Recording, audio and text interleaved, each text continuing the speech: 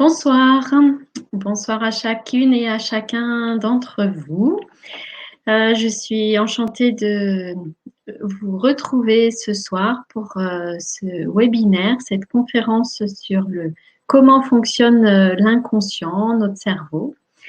Donc, je vais tout d'abord vous demander de bien vouloir me confirmer que vous m'entendez en vous autorisant à mettre un OK dans le chat sur le côté voilà, de la conversation pour que je puisse avoir ce retour de votre part et m'assurer que vous m'entendez bien. Donc, je vous laisse voilà, me répondre, me confirmer que au niveau du son, tout est OK pour vous. Voilà, je suis vraiment enchantée de vous retrouver ce soir après la conférence d'hier qui s'est super bien passée avec d'excellents retours. Donc, pour vous ce soir, eh bien, je vous promets la même chose avec ce retour, avec ces connaissances aussi que je vais vous partager avec grand plaisir. Alors, il y a Sophie ce soir qui commence, qui est la première et qui ose me dire bonsoir. Alors, bonsoir Sophie, avec un OK, génial. Laure, bonsoir à tous, c'est OK pour moi. Bonsoir Laure. Bonsoir Marie. Voilà les trois premières personnes qui s'autorisent à dire qu'elles m'entendent et à saluer tout le monde. Et ben, bonsoir aussi à toi Isabelle. Génial. Merci à chacune de vous autoriser. Je vais voilà, commencer un petit peu à échanger le temps que tout le monde se connecte. On a aussi Carmela, enchantée.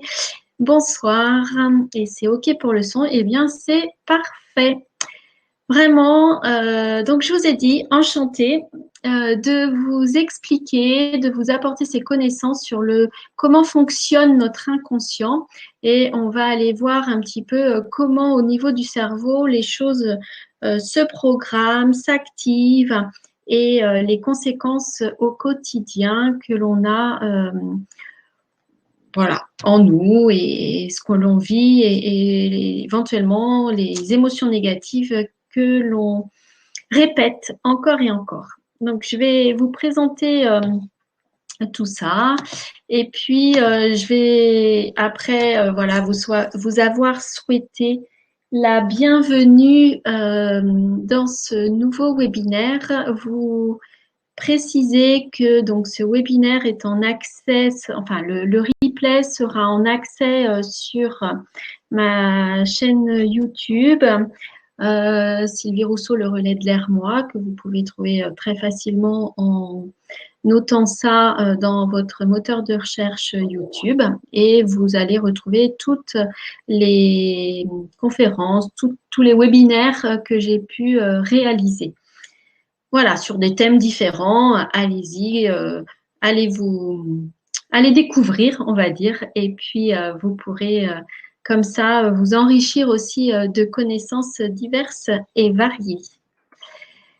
Ce soir, donc comme il y a quand même beaucoup de connaissances, les conseils, eh bien c'est surtout pour que ça puisse rester, eh bien de prendre de quoi noter, même si vous aurez accès au replay.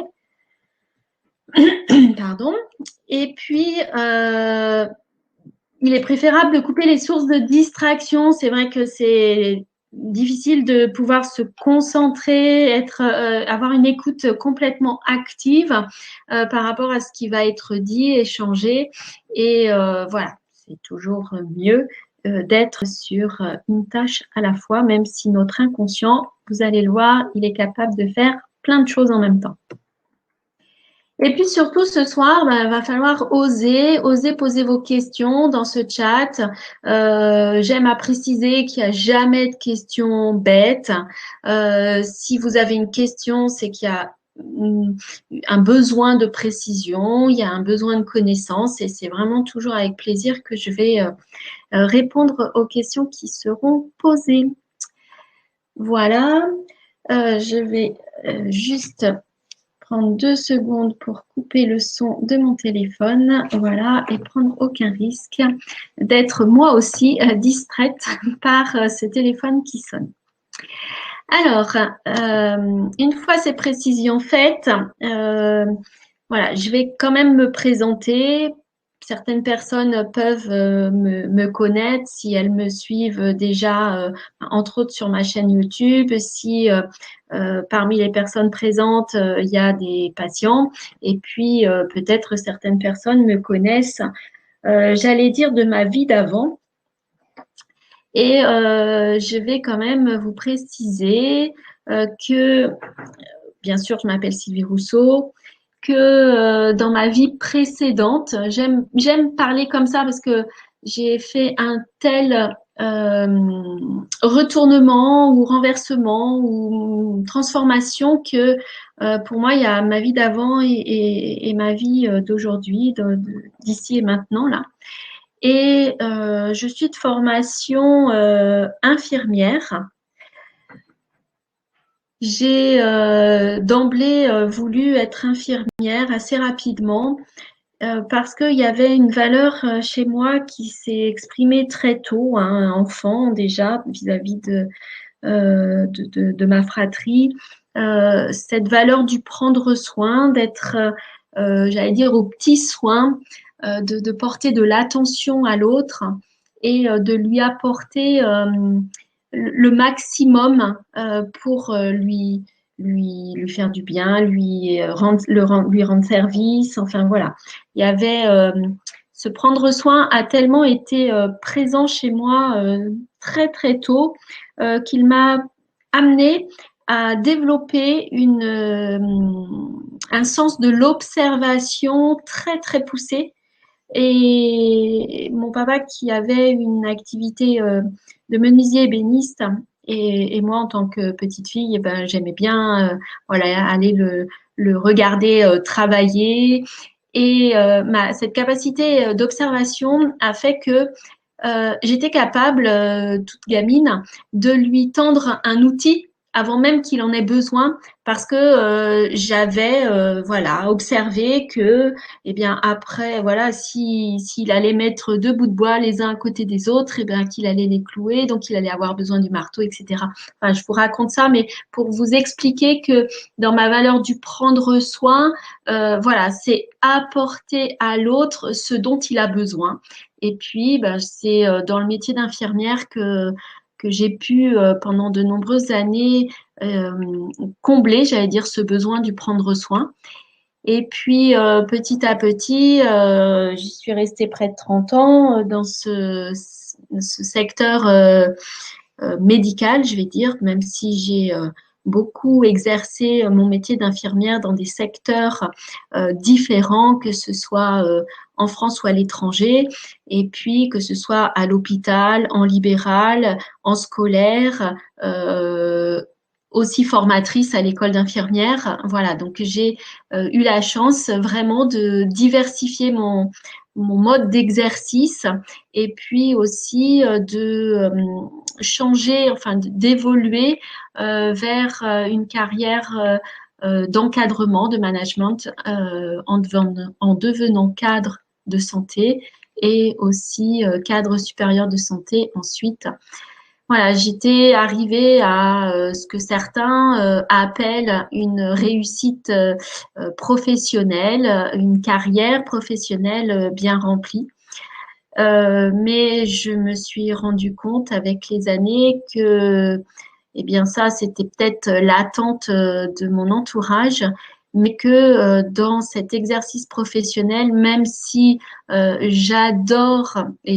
j'adorais et j'adore encore mon métier d'avant, euh, le mode d'exercice, les conditions économiques et tout ce qui a été imposé au secteur hospitalier m'a fait perdre la possibilité de combler ma valeur du prendre soin. J'étais amenée à devoir prendre des décisions qui pour moi étaient d'une violence extrême, dans une sorte de malveillance. En tout cas, c'était comme ça que je le percevais, une violence vis-à-vis des équipes quand il faut limiter les congés annuels à minimum 15 jours de vacances l'été, alors que on leur demande même de revenir sur des week-ends pendant ces vacances-là. Donc, c'était très, très violent pour moi. Et j'ai un moment, après avoir touché le fond, on va dire comme ça, pris le temps de me poser en me posant la question, OK, qu'est-ce qui est important pour moi dans mon activité professionnelle, mais qu'est-ce qui est important pour moi dans mon être? Et cette valeur du prendre soin, c'est ça qui est apparu très vite. Et après, bon, ben, il s'est avéré que j'ai découvert le détachement des traumatismes grâce à une secrétaire d'un secteur hospitalier que j'avais, d'un service. Voilà, ça sera l'occasion de raconter cette histoire-là peut-être une autre fois, ou peut-être que vous allez le retrouver dans des précédentes vidéos. Euh, voilà, ça c'était mon ancien monde, et j'ai décidé vraiment de couper, en tout cas un temps, avec cette ancienne activité professionnelle pour me former au détachement des traumatismes, être neuropraticienne du détachement des traumatismes, puis ambassadrice, ce qui me permet de former à mon tour des praticiens du détachement des traumatismes dans le centre de formation que j'ai créé, le Relais de l'Hermois. Et puis, je me suis formée aussi à l'hypnose ericksonienne et humaniste. C'est une hypnose très particulière qui est unique pour chaque patient. C'est vraiment une hypnose qui va être adaptée à chaque personne parce qu'elle répond aux besoins de cette personne, et en aucune manière ne peut être répliquée, on va dire ça comme ça, pour quelqu'un d'autre. Donc, ambassadrice, formatrice, je vous l'ai dit, neuropraticienne du détachement de traumatisme, praticienne et coach. Hein, l'hypnose ericksonienne et humaniste, c'est vraiment une technique, alors thérapeutique, mais c'est aussi une technique de coaching pour toutes les personnes qui ont envie, que ce soit dans n'importe quel domaine, hein, que ce soit dans le domaine sentimentale, dans le domaine professionnel, dans le domaine artistique, dans un domaine sportif. Voilà, l'hypnose va apporter j'allais dire des facultés supplémentaires. En tout cas, on va travailler avec l'inconscient de la personne pour lui apporter ce dont elle a besoin pour développer, atteindre son objectif, que ce soit un objectif thérapeutique ou un objectif pardon, de coaching. Et puis j'organise donc au sein du Relais d'Hermois différents stages à la journée, au week-end, sur plusieurs jours, des stages en évolution humaine. C'est vraiment pour se reconnecter avec la puissance que l'on a en chacun d'entre nous, ces dons que l'on a depuis la naissance, qu'on ignore pour certains, et puis surtout cette partie inconsciente.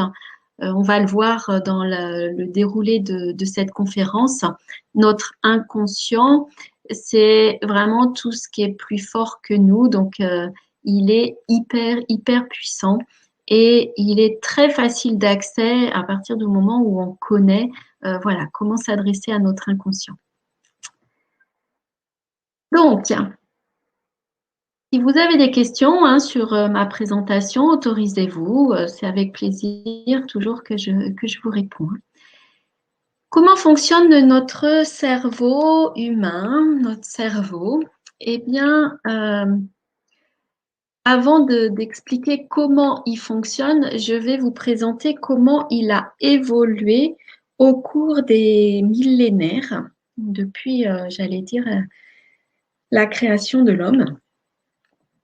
Il faut savoir que notre cerveau, eh bien, est parti d'un cerveau dit animal jusqu'à un cerveau actuel, le cerveau de l'être humain, de l'homme contemporain.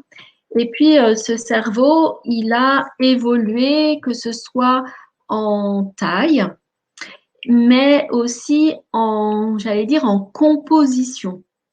C'est comme s'il y avait eu des couches qui étaient venues se rajouter au fur et à mesure que l'espèce humaine a évolué. Donc, aujourd'hui, on peut dire que notre cerveau est composé de 3 cerveaux, de 3 parties. Alors, je vais revenir en détail dans chacune des parties. Donc, je veux juste vous les citer là pour l'instant. Donc, on a ce qu'on appelle le cerveau reptilien. On a le cerveau limbique. Et on a aussi le néocortex ou cerveau cortical. Et je vous les ai présentés dans l'ordre d'apparition par rapport à cette évolution humaine. Alors, pour voir en détail le cerveau reptilien, eh bien, ce cerveau, c'est le plus ancien. C'est celui qui nous vient donc de notre règne animal. Il est aussi appelé cerveau archaïque, puisqu'il a un fonctionnement archaïque qui se résume en très peu de choses. C'est que notre cerveau reptilien, il est là pour assurer notre survie. Son rôle, c'est l'instinct de survie. Voilà, il est là que pour ça. Et c'est ce qui fait que devant un danger, on n'a que 3 manières reptiliennes de réagir. Et ça, on va le retrouver dans les différentes espèces animales. Devant un danger, soit je fuis, soit j'attaque, soit je suis immobilisé, figé et je fais le mort. Ça, c'est les 3 manières, les 3 réactions possibles que va nous assurer le cerveau reptilien devant un danger. Et devant un danger, c'est par rapport à sa perception du danger. On est d'accord. J'allais dire, c'est animal.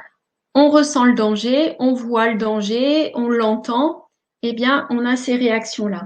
Ça peut être aussi le danger par rapport à un choc émotionnel. Ça peut être par un traumatisme aussi. Je vais vous prendre l'exemple d'une patiente que je reçois et qui a une phobie de la plume et plus particulièrement la plume de pigeon. Donc, c'était principalement toutes les plumes, mais la plume de pigeon, c'était le pire du pire. D'accord? Eh bien, on est tous d'accord pour dire que en soi, la plume ne représente aucun danger pour l'être humain. Sauf que dans son histoire, et ça, après, c'est en séance thérapeutique que l'on peut retrouver les origines, la petite fille, quand elle a moins de 7 ans, eh bien, elle est chez ses grands-parents. Ses grands-parents ont une volière avec tout un tas de pigeons. Et son inconscient, donc au niveau du cerveau reptilien, parce qu'il y a eu quelque chose à un moment qui lui a fait peur vis-à-vis de ces pigeons, eh bien, son cerveau reptilien a associé l'émotion de la peur à ce qu'elle était en train de voir, et c'était le pigeon. Et ensuite, une fois que ça s'est enregistré, eh bien, c'est ce qu'elle revivait à chaque fois qu'elle était en contact avec un pigeon, c'était encore pire, ou une plume de pigeon. Eh bien, son cerveau reptilien, comme il avait associé qu'il y avait eu un choc émotionnel, et il mettait en place le système de défense qui était pour elle la phobie et donc la fuite. C'est-à-dire, quand on a une phobie, on s'éloigne de ce qui nous est phobique. Eh bien, c'était le phénomène de fuite qui était pour elle déclenché par son cerveau reptilien et c'était impossible pour elle de contrôler quoi que ce soit. Quand on a une phobie, on a beau nous dire mais il n'y a aucun danger, c'est plus fort que nous, on est phobique, on est phobique. Eh bien, c'est ce mode de fonctionnement qui se mettait en place pour elle et c'est la même chose pour les allergies.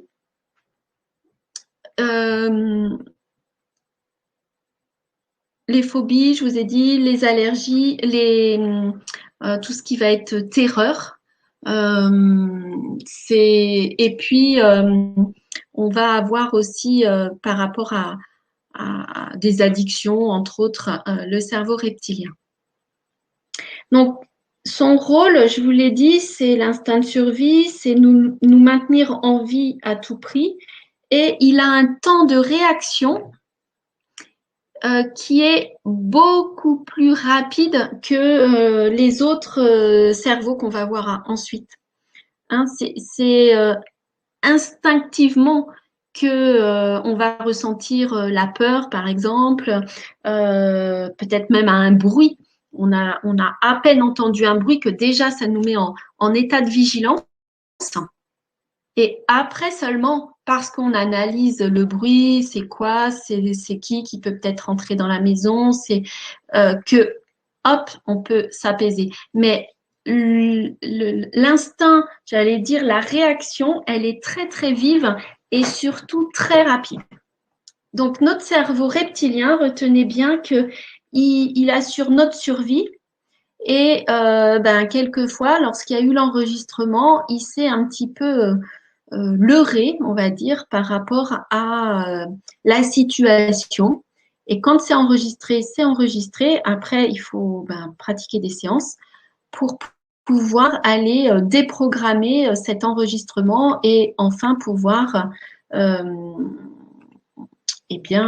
se confronter à notre élément phobique. Je vous ai parlé de plumes de pigeon parce que c'est cet exemple-là qui m'est venu en tête. Mais on peut retrouver en tout cas la même chose sur du dégoût alimentaire. Hein, ça va être aussi la même chose.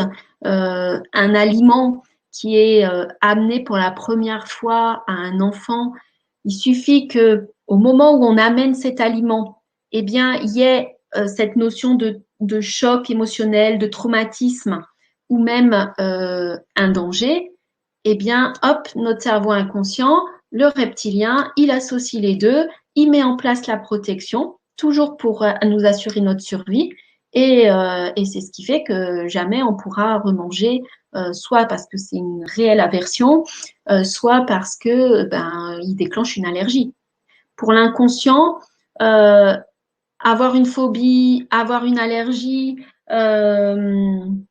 c'est exactement le même processus.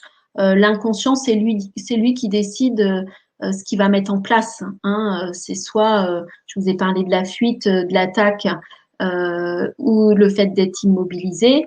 Eh bien, dans le cas de l'allergie, il déclenche le système immunitaire pour venir attaquer l'agent qu'on a ingéré quand c'est de l'alimentaire, par exemple, ou quand c'est une piqûre de guêpe, ou quand, différentes allergies.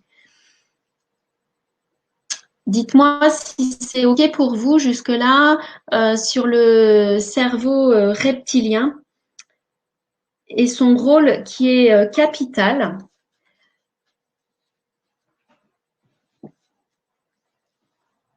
Il faut savoir qu'il y a très peu de techniques thérapeutiques qui vont aller jusqu'à ce cerveau reptilien. Quand je dis aller jusqu'au cerveau reptilien, c'est qu'ils sont des techniques capables d'aller déprogrammer ce que ce cerveau reptilien a enregistré de façon erronée. Alors, j'ai un premier OK de Sophie. Merci beaucoup. Merci à toi, Sophie. Alors, le temps que d'autres osent répondre, voilà, merci beaucoup pour vos réponses. Je vais poursuivre sur le cerveau limbique. Donc, le cerveau limbique, donc c'est celui qui va venir après le cerveau reptilien, archaïque. C'est dans l'évolution humaine, à partir du moment où l'homme a été j'allais dire, en collectivité, a pu ressentir la notion de plaisir-déplaisir. Alexandre, bonsoir, nous dit, pouvez-vous reprendre un exemple d'allergie alimentaire? Oui, bien sûr, Alexandre. On va prendre, qu'est-ce qu'on va prendre en allergie alimentaire? On va prendre les fraises. Une personne qui va être allergique aux fraises va déclencher très souvent une réaction cutanée. Ça peut être un urticaire assez souvent. L'urticaire est déclenché par effet-réponse de notre cerveau reptilien qui a identifié un danger. Je vais revenir par rapport au danger. Et parce qu'il a identifié danger, il met en place la solution que lui, il a décidé, qui était d'attaquer cet agent, cette fraise, donc cet aliment, et de mettre en place la réaction cutanée qui va faire que la personne, c'est désagréable, ça démange, et puis petit à petit, elle va arrêter de manger la fraise parce que ça lui déclenche cette urticaire au mieux, ou alors ça va faire quelque chose de plus massif avec ce qu'on appelle l'œdème de Quick. Mais ces réactions que le cerveau reptilien déclenche vont avoir comme résultat que la personne va s'éloigner de cet agent allergique et donc finira par ne plus manger de fraises. D'accord? Ça, c'est la réaction. Comment ça s'est mis en place? Eh bien, tout simplement parce que au moment, pour la première fois, que la personne a été confrontée à la fraise, d'accord? Eh bien, il y a eu en même temps enregistrement d'une émotion négative qui peut être de peur, qui peut être qu'est-ce qu'on peut c'est surtout la peur en général par rapport à ça. En plus, la fraise, on va le voir dans la notion de l'inconscient, il y a du 3e, 4e, 5e degré, ramener sa fraise. Ça peut être un enfant à qui on était en train de lui dire non mais stop là, arrête, parce qu'il était tout le temps en train de parler peut-être. Vous voyez, il y a des associations, il y a ce qu'on appelle le langage des oiseaux, il y a le poids des mots qui vont pour l'inconscient être pris, au pied de la lettre. Et peut-être que au moment où il mange des fraises, il se passe ça. L'inconscient, il fait un amalgame et il déclenche le phénomène de réaction allergique qu'il associe à la fraise. Et là, c'est là où le cerveau reptilien se fait leurrer parce que ça n'a rien de réel. C'est en rien la fraise qui est la cause de. C'est autre chose, mais le cerveau reptilien, il l'a enregistré comme ça. Et donc, à chaque fois que l'être humain, donc cette personne qui est allergique, se retrouve dans cette situation, si des fois elle avait tendance à vouloir insister, eh bien, l'inconscient, il ramènera toujours la même réaction, puisqu'il l'a enregistré comme ça. On va voir tout à l'heure, quand je vais vous présenter les deux hémisphères, que notre cerveau, tout ce qu'il a enregistré, eh ben, il va le répéter.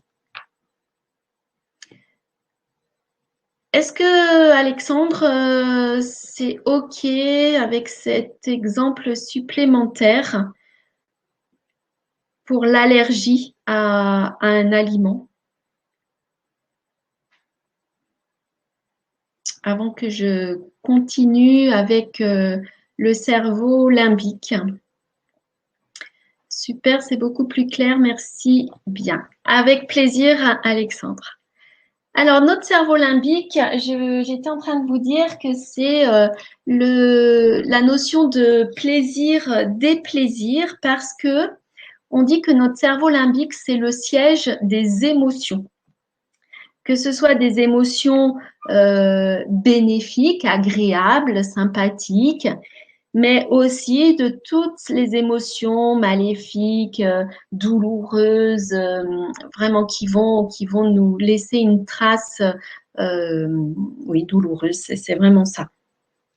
Et toutes ces émotions, eh bien, elles nous viennent de ce que l'on va vivre dans notre vie.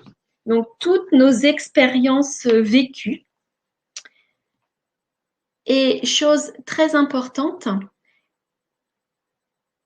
c'est que ces expériences vécues, elles commencent dès le ventre de maman. Quand on est en train de se construire dans le ventre de maman, et ça dès la conception. Et pour certaines personnes qui peuvent être en accord et croire aux vies antérieures, eh bien, on ramène aussi des émotions de nos vies antérieures. Alexandre nous dit une programmation inconsciente. Oui, de toute façon, on n'est fait que de programmation inconsciente. On va voir après que le conscient a son rôle aussi important, mais par rapport au conscient, on a la possibilité de modifier consciemment les choses, alors que pour la partie inconsciente, eh bien, il y a cette nécessité de se faire aider, on va dire, de thérapeutes qui peuvent aller travailler avec l'inconscient. Voilà, pour le cerveau limbique, retenez, c'est le siège des émotions. Alors, exemple, vous avez peut-être déjà fait l'expérience que je vais vous proposer ce soir de refaire. Vous allez, alors les yeux fermés ou pas, un peu importe, visualiser que vous tenez entre vos mains un citron bien jaune, voilà, avec sa peau un peu granuleuse. Ce citron, eh bien, vous allez pouvoir le malaxer, le toucher dans vos mains. Et puis, une fois que vous avez fait ça, eh bien, vous allez pouvoir prendre un couteau. Et puis, avec ce couteau, vous allez délicatement couper le citron. Voilà. Et puis, vous le coupez en deux et vous avez deux morceaux de citron. Et quand vous avez coupé ce citron, eh bien, vous avez eu quelques éclaboussures de jus. Et quand vous avez ouvert ce citron, que vous regardez ce citron, eh bien, vous constatez sa couleur jaune intérieure, ses quartiers, et puis tout ce jus-là qui s'écoule. Et vous décidez de prendre un verre et vous pressez le citron et vous voyez, vous sentez l'odeur, vous voyez le jus s'écouler dans ce verre, d'accord? Eh bien, vous allez pouvoir me dire là ce que vous allez ressentir. Qu'est-ce que vous avez ressenti à cette rapide, hein, parce que bon, je peux y mettre plus de forme, mais l'idée là, c'est quand même de vous présenter tout ce que j'ai à vous présenter. Donc, je passe rapidement sur les exemples, mais vous avez certainement, allez, pour 9 personnes sur 10, au moins ressenti une certaine hypersalivation dans votre bouche parce que nos sens, que ce soit notre vue, notre toucher, notre odorat, et puis pour certains peut-être le plaisir ou des plaisirs hein, de manger du citron, eh bien à activer nos papilles et donc notre salivation. Eh bien ça, c'est l'action du cerveau limbique qui est là et qui a mis en jeu sa réaction par rapport à cette histoire de visualiser le citron ou autre. Il y a aussi l'exemple qui est souvent cité quand vous entendez une musique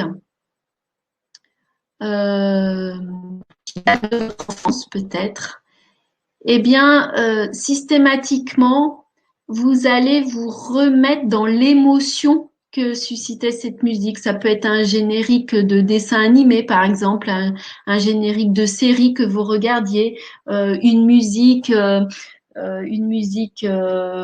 disque de l'époque, voilà, de votre jeunesse. Ça vous remet dans l'émotion du moment.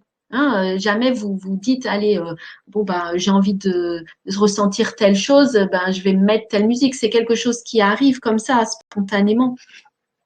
Eh bien ça, c'est notre cerveau limbique qui en est, je veux dire, le responsable. Plaisir, déplaisir. Eh bien, sur le déplaisir, vous pouvez avoir, voilà, enregistré un j'allais dire un dégoût pour certaines choses ou une difficulté à entendre certains sons ou à toucher certaines matières. Hein. Certaines personnes ont des difficultés à toucher, voilà, que ce soit la peau de pêche, le velours, ou qui ont des difficultés quand ils ont les doigts qui sont restés dans l'eau. Et qui ont des difficultés ensuite à toucher différentes choses, que ce soit du papier ou n'importe quel ustensile. Peu importe, ça c'est une réaction qui est plus forte que nous et qui est. Voilà pour le cerveau limbique. C'est pareil, hein, si vous avez des questions, autorisez-vous. Le troisième, eh bien, c'est le dernier, c'est celui que l'on a activé, je vais dire, dans ces dernières centaines d'années, allez, peut-être 2 millénaires au plus. C'est notre cerveau néocortex. C'est le cerveau qui est le plus récent. C'est celui qu'on appelle, je vous ai dit aussi, cerveau cortical. Et il faut savoir que ce cerveau, il a été surmusclé. Quand j'appelle surmusclé, c'est-à-dire que on lui a accordé beaucoup d'importance. C'est notre cerveau qui nous permet d'apprendre, c'est notre cerveau qui nous permet de savoir, d'analyser, de relativiser. D'accord? Je vous ai noté là, il a été surmusclé avec l'air du poisson. Alors, en aucun cas, je vais, au cours de cette conférence, vous parler de l'ère du poisson ou l'ère du Verseau. Juste pour que vous compreniez, l'ère du poisson, c'est à peu près 2000 ans qui viennent de passer. C'est un phénomène, une ère, c'est un phénomène astrologique et astronomique avec des alignements de planètes et c'est surtout des vibrations, des énergies vibratoires qui sont là et qui s'appliquent à tout le monde. Donc ça, c'est un autre sujet de webinaire et d'ailleurs, vous pourrez peut-être retrouver dans certains webinaires des présentations ère du poisson, ère du Verseau. Voilà, on l'a surmusclé, on a accordé beaucoup, beaucoup d'importance à cette partie de cerveau. Il faut savoir quand même qu'au niveau de notre inconscient, notre cerveau cortical ou le cerveau néocortex, il n'a aucun pouvoir pour résoudre définitivement un problème émotionnel. J'insiste sur le définitivement. Vous pouvez, si vous avez peur des araignées, vous contrôler en disant, bon allez, c'est bon là, c'est juste une araignée, ok. Puis vous allez peut-être mettre 3 heures à la faire partir ou 3 heures à la tuer si vous avez envie de la tuer, parce que c'est quand même hyper flippant si vous avez peur des araignées, de vous retrouver tout seul avec une araignée, si vous en avez vraiment, j'allais dire, la trouille. Mais notre cerveau conscient, cortical, on va être capable de se prendre en main, de se maîtriser, de contrôler nos émotions, etc., etc. Mais en aucun cas, on sera de façon permanente rassuré. Et on aura toujours la peur de voir apparaître une araignée. Ça sera toujours là. D'accord? Parce que notre cerveau inconscient, on va le voir là très bientôt, est de toute façon plus fort que notre cerveau conscient. Et donc notre cerveau cortical, ce néocortex, eh ben, il est fait que de conscient. Et c'est pour ça que c'est par lui impossible de se débarrasser d'une émotion ou d'une sensation. Si vous avez mal, si vous avez une douleur, si par exemple vous avez mal à la tête, vous avez une douleur à la tête et que votre cerveau cortical, parce que vous l'avez appris, parce qu'on vous l'a transmis, eh bien vous avez mal à la tête parce que, par exemple, vous faites de l'hypertension.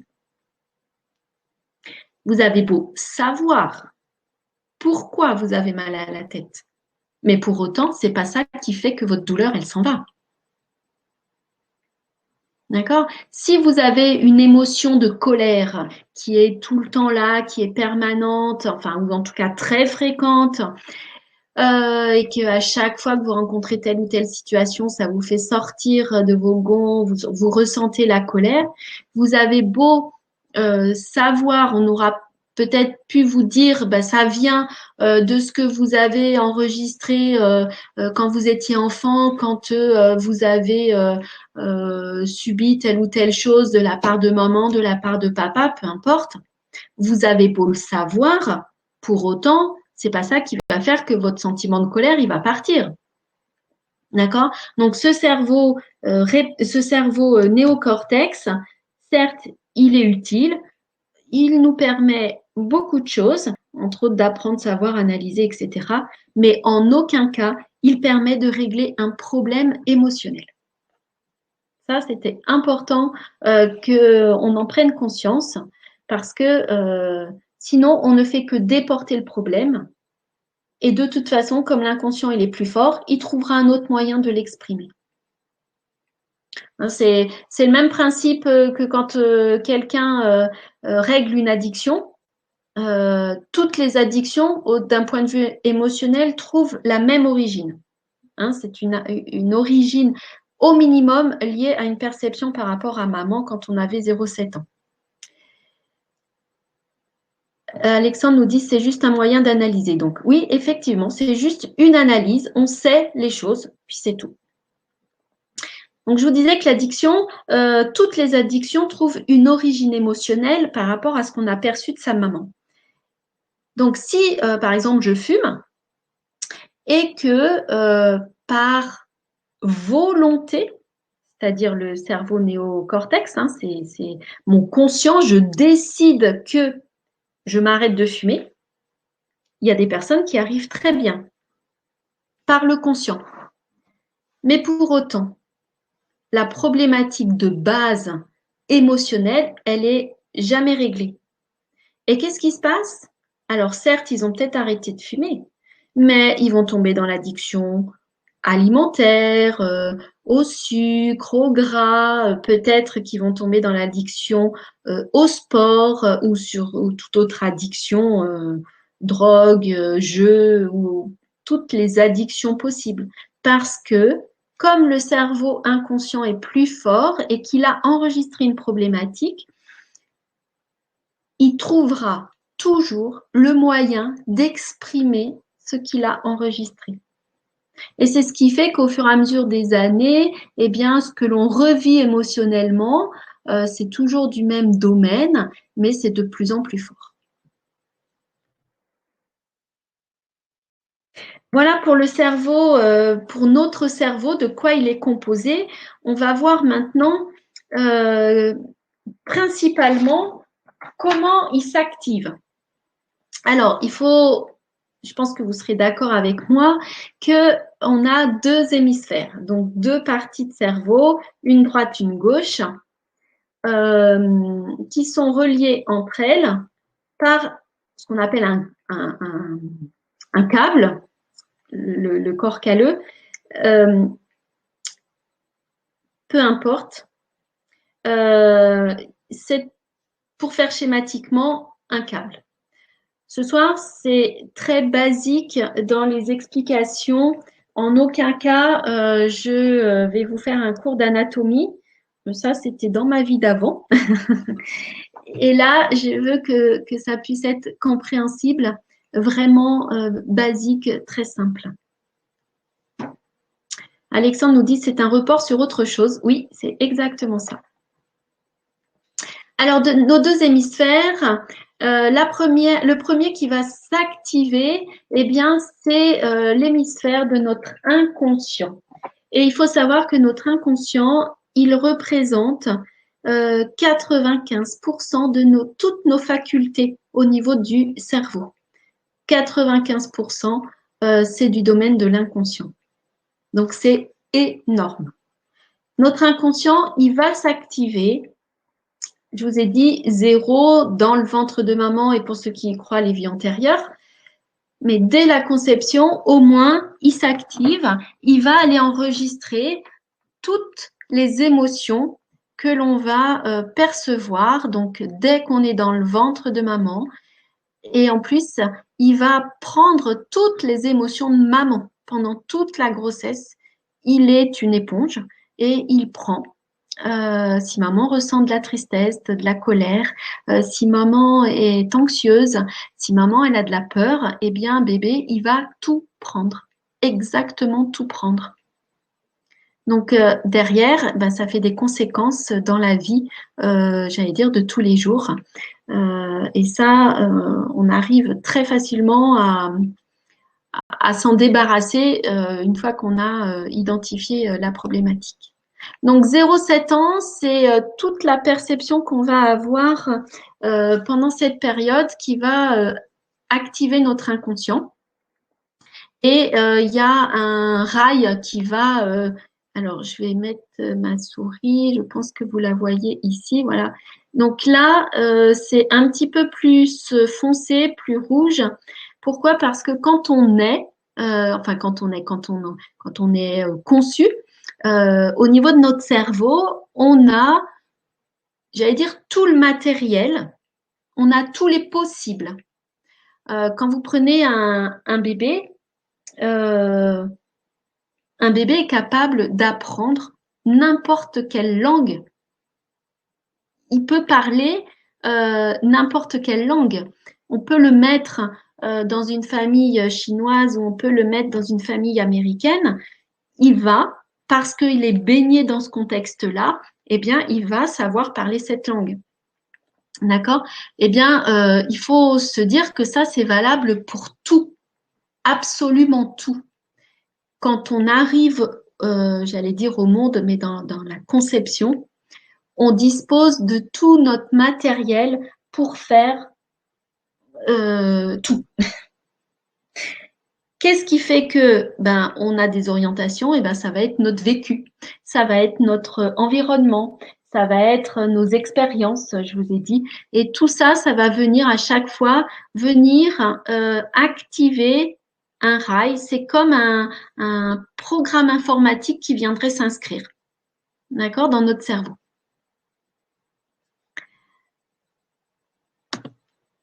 Notre inconscient, il va gérer tous nos automatismes. Qu'est-ce qu'un automatisme? Ben, c'est quelque chose qui est plus fort que nous, que jamais on a besoin de penser pour faire. En exemple, en aucun cas, c'est vous qui pensez, alors que vous êtes en train de m'écouter, de faire battre votre cœur. Il bat tout seul. Le tout seul, ben, c'est quand même le corps, c'est l'inconscient, voilà, on n'a aucun euh, pouvoir, si ce n'est de faire de l'activité physique pour faire accélérer son cœur. Mais naturellement, si je le décide, c'est-à-dire si j'agis avec mon cerveau conscient, Alexandre me dit plus de son. Alors, est-ce qu'il n'y a que Alexandre qui a plus de son? Et si tu n'as plus de son, Alexandre, tu as un bouton qui se trouve au-dessus du diaporama où il y a marqué, je crois, reconnecter ou reconnexion. Euh,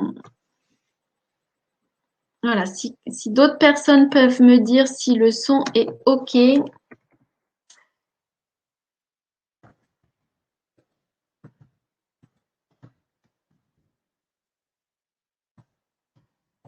Alors, je suis en train de mettre les consignes. Il y a un bouton vert au-dessus.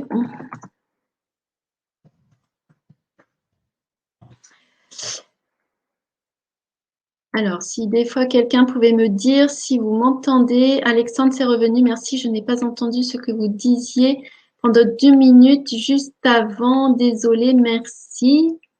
J'étais en train d'évoquer les automatismes et entre autres le fait que c'est notre inconscient qui se charge de faire battre notre cœur, qui se charge de nous faire respirer, qui se charge de notre digestion, ça c'est nos automatismes.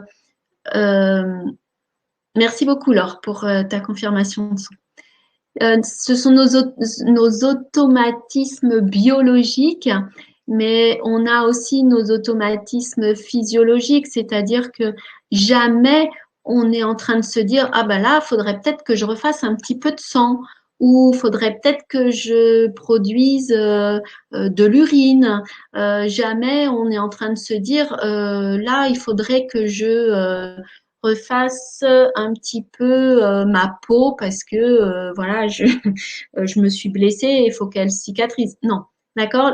Les automatismes physiologiques, biologiques, c'est tout ce qui est plus fort que nous.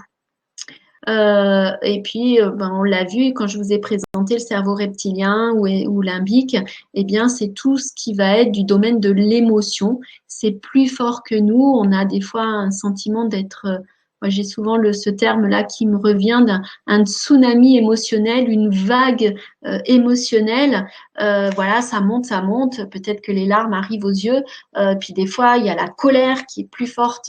Voilà, ça sort tout seul. Eh ben, c'est en aucun cas quelque chose que l'on peut contrôler. Alors, et si on le contrôle, je vous l'ai expliqué, ça sort 2 fois plus et ça peut aussi sortir dans des maladies, puisque la maladie, le mal a dit, c'est notre corps qui exprime à travers notre physique, enfin c'est notre inconscient qui exprime à travers notre physique, et bien tout notre émotionnel, toutes nos douleurs, toutes nos peines, nos colères, etc., etc. Et après, chaque organe, on a tendance à lui attribuer une émotion, entre autres le foie, c'est la colère. Donc toutes les personnes qui ont des problématiques de foie, faut aller voir c'est quoi la pire des colères. Voilà, le poumon, c'est la tristesse, enfin, etc., etc. Vous avez pour chaque organe, voilà, une émotion bien particulière. Ensuite, vous avez, alors excusez-moi, c'est pas ça que je voulais faire, voilà. L'inconscient, il a sa propre logique, c'est-à-dire qu'il est global. Quand vous êtes en train de m'écouter, vous regardez en même temps l'écran, peut-être que vous avez du bruit autour de vous, peut-être que vous avez une odeur qui est là, peut-être que il y a autre chose que vous regardez en même temps, même si je vous ai dit aucune source de distraction, mais peu importe.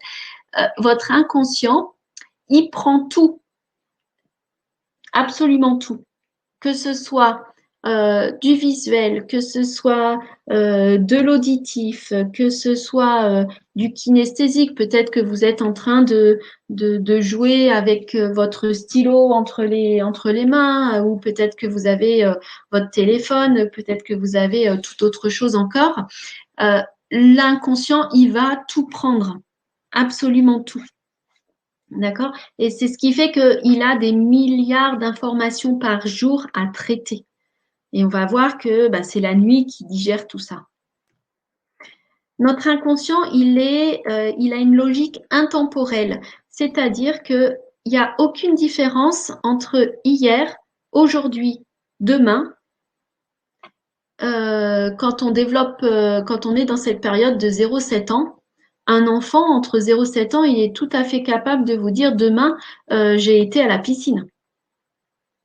D'accord? Parce qu'il y a, pour lui, c'est impossible, inconcevable, c'est hors de son champ de possible de faire la différence entre hier, aujourd'hui et demain. D'accord? Et c'est ce qui fait que quand les petits-enfants, on leur, on entend souvent, oui, ben, il reste 2 dodos à faire ou 3 dodos. Enfin, voilà, on essaye de lui mettre des repères factuels pour essayer de l'aider dans ce temporel. Pour un enfant entre 0 et 7 ans, lui demander de patienter 5 minutes ou lui demander de patienter 2 jours, ça va être exactement la même chose, la même difficulté. D'accord? Et donc, c'est important de prendre en compte ça. Voilà, pour tous les parents qui auraient des jeunes enfants et qui sont peut-être en CP et donc 6 ans, à qui on commence à dire que l'enfant a des difficultés pour se repérer, bah, laissez-le tranquille. Ok, ben, soyez rassurés, passé 7 ans, ça va arriver. Donc vraiment, 0,7 ans, l'inconscient intemporel. C'est aussi notre inconscient, le siège de tout ce qui va être artistique, créatif, et puis le siège des rêves. Les rêves, que ce soit les rêves endormis, ceux qu'on connaît bien, mais il y a aussi les rêves éveillés. Peut-être avez-vous entendu quand vous étiez enfant, mais arrête de rêver, reviens sur Terre, mais t'es dans la Lune ou quoi? D'accord? Parce que on a cette facilité, mais c'est naturel, hein, de, j'allais dire, s'évader dans des rêves. Les enfants qui se font leurs propres histoires ou qui ont un ami imaginaire. Je vous assure que l'ami, il est imaginaire que pour les adultes, hein. Parce que pour l'enfant, c'est du vrai. C'est absolument vrai. Son ami, il est là. D'accord? Parce que entre 0 et 7 ans, le rêve, c'est la réalité, c'est le rêve, c'est la même chose. Et c'est important d'entretenir le rêve pour les enfants entre 0 et 7 ans, parce qu'à chaque fois qu'on a été dire à un enfant, mais arrête de rêver, reviens sur Terre, on lui a coupé ses ailes, on lui a coupé sa faculté de pouvoir imaginer, de pouvoir créer, de pouvoir ressentir les choses. Et les artistes, on a souvent tendance à dire que les artistes sont sensibles, mais ils ont cette sensibilité liée à cet inconscient qui est très fort, enfin ce sens artistique qui est très fort pour eux, mais parce que ils vivent dans cet inconscient. Notre inconscient, c'est aussi ce qui nous permet d'avoir de l'intuition. L'intuition, c'est quelque chose qui nous arrive brutalement, là, de façon en flash, et on ne sait pas pourquoi, mais on a cette intuition. eh bien, c'est juste notre inconscient qui nous fait passer certains messages là très très très vite. Et puis très souvent, ben, parce qu'on a été aussi, j'allais dire, élevé, éduqué, habitué comme ça, eh bien, on y met du raisonnement et on se dit, mais non, mais c'est pas possible, absolument pas possible que ça soit comme ça, que ça se soit passé comme ça. C'est qu'il y a forcément une cause, une raison matérielle ou autre. Donc, on va toujours aller chercher à contredire notre intuition. Mais se fier à son intuition, c'est la meilleure des choses. Ensuite, je vous ai mis la foi. Alors, la foi, ça n'a rien de religieux. La foi, telle que c'est présenté, eh bien, c'est en quoi je crois. Est-ce que je crois que tout est possible ou est-ce que je me mets des freins? Est-ce que je crois vraiment en moi, en mes capacités?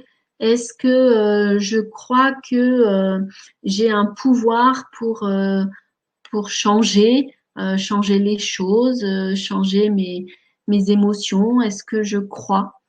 Voilà. Un enfant entre 0 et 7 ans, c'est la période où on lui fait croire plein de choses. C'est la période où on fait croire au Père Noël. Alexandre écrit, j'ai pas bien entendu, les artistes puisent dans leur inconscient, c'est ça? Les artistes sont très connectés euh, avec l'inconscient et effectivement, le sens artistique, la création, que ce soit, je pense aux chanteurs et surtout aux auteurs, quand ils écrivent une chanson, il y en a beaucoup qui vous expliquent elle m'est venue comme ça. Je l'ai écrite super vite. Je ne saurais pas vous dire pourquoi, mais voilà, quand les mots arrivent comme ça, bah, oui, bien sûr, c'est l'inconscient qui impulse ça. Un danseur qui va avoir cette faculté de traduire émotionnellement une émotion à travers un geste, un acteur qui est capable de... Alors l'acteur, il va avoir un jeu d'acteur, c'est-à-dire il va avoir un entraînement, ça va être un petit peu, c'est un petit peu différent au niveau de l'acteur, mais dans la qualité de l'acteur, vous allez avoir des acteurs qui vont avoir plus de facilité à faire passer l'émotion. Bah, à chaque fois qu'il y a ça, eh bien, c'est vraiment l'inconscient. Hein, se laisser guider par son inconscient, puisque c'est lui j'allais dire, c'est lui qui a les manettes hein, au final. Hein, 95%, vous vous rendez compte un peu de ce qu'il est capable. Et par notre éducation, bah, on a eu tendance à le mettre de côté.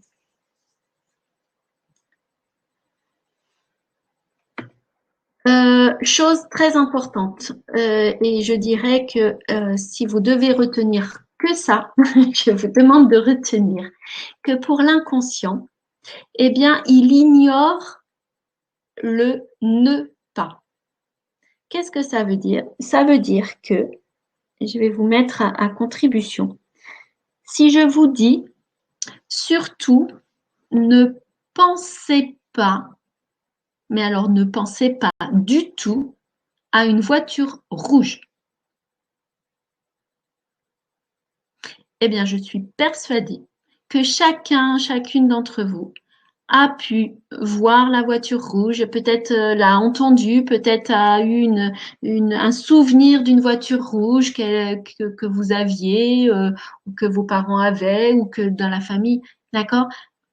Quand à chaque fois que vous dites ne pas, l'inconscient comprend le contraire, c'est-à-dire c'est comme s'il était sourd au ne pas. Quand je vous ai dit surtout ne pensez pas, eh bien votre inconscient, il entend surtout penser.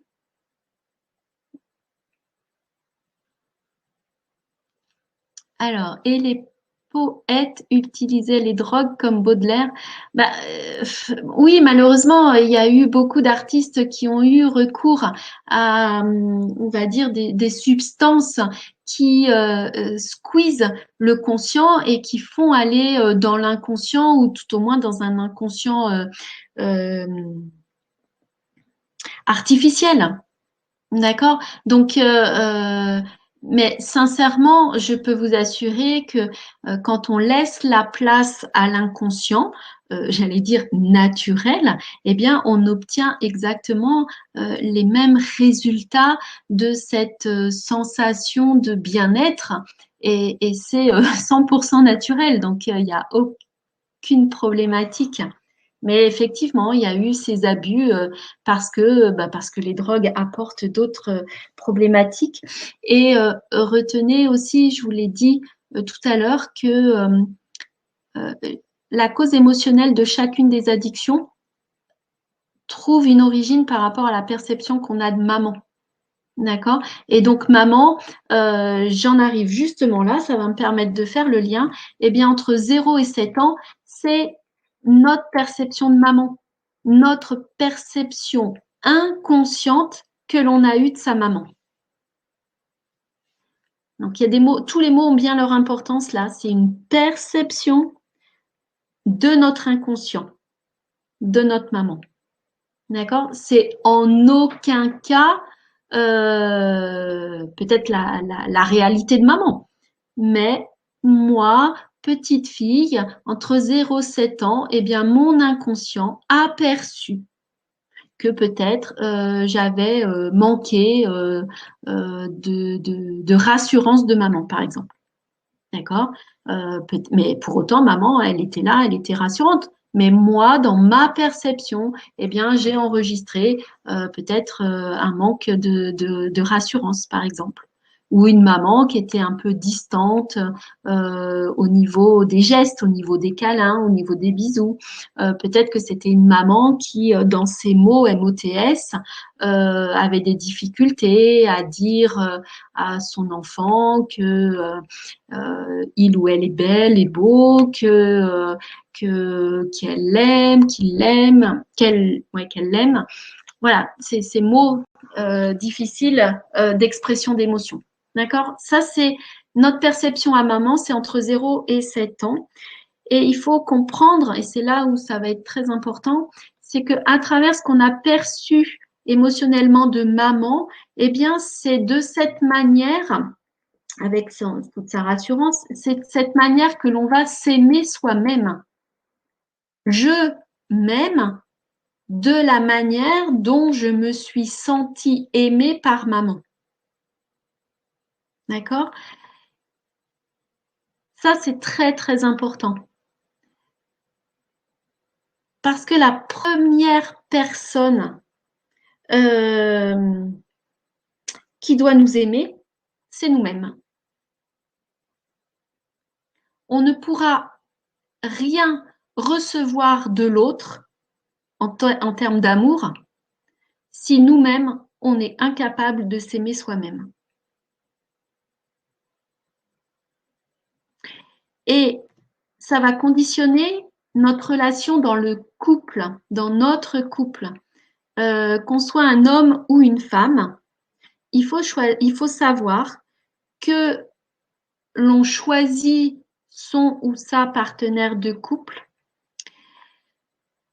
de la manière idéale pour que cette personne nous fasse revivre émotionnellement la même chose que l'on a vécu avec maman. Si on a eu une maman avec qui on a senti du rejet, je peux vous assurer que le partenaire ou la partenaire de couple que vous allez choisir, eh bien, vous fera revivre le rejet.